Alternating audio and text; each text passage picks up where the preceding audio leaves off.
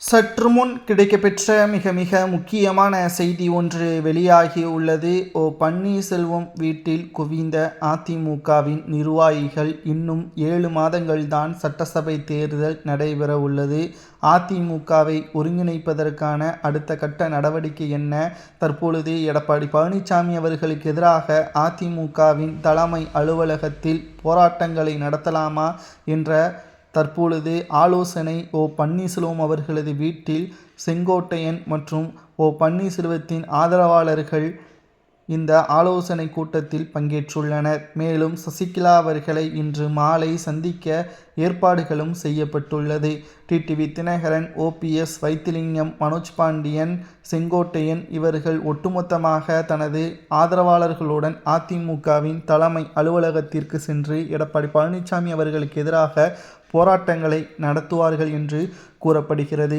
ஏற்கனவே தமிழகத்தில் திமுகவின் மீது கடுமையான விமர்சனங்களும் திமுகவின் ஆட்சி வேண்டாம் என்ற நிலையும் இருக்கக்கூடிய காரணத்தில் தற்பொழுது அதிமுக கட்டமைப்பு மிகவும் வலுவாக இருந்திருந்தால் நிச்சயம் அதிமுக சட்டசபை தேர்தலில் மிகப்பெரிய ஒரு வெற்றியை பெறுவதற்கான தகுதி இருப்பதை நம்மால் உணர முடியும்.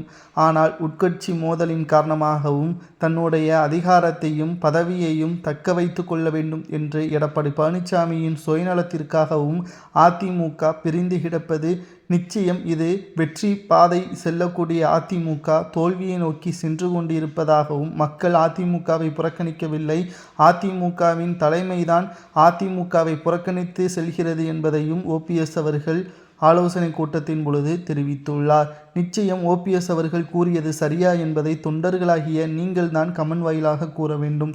கடந்த 4 ஆண்டுகளாக பல்வேறு சட்ட ரீதியான போராட்டங்களையும் நடத்தி வருகிறார் OPS அவர்கள். தற்பொழுது செங்கோட்டையன் அவர்கள் OPSற்கு ஆதரவாக தெரிவித்த வீடியோ ஒன்று வெளியானதன் காரணமாக எடப்பாடி பதவியிலிருந்தும் நீக்கினார். தற்பொழுது ஒட்டுமொத்த ஆதரவாளர்களாக 2 அணிகளாக பிரிந்திருக்கக்கூடிய அதிமுக சட்டசபை தேர்தலில் வெற்றி அடையுமா என்ற நம்பிக்கை தொண்டர்களுக்கு இல்லை. காரணம், எடப்பாடி ஒரு பக்கம் பிரச்சாரம், OPS செங்கோட்டையன் ஒரு பக்கம் அதிமுகவை ஒருங்கிணைக்க வேண்டும் என்ற போட்டி.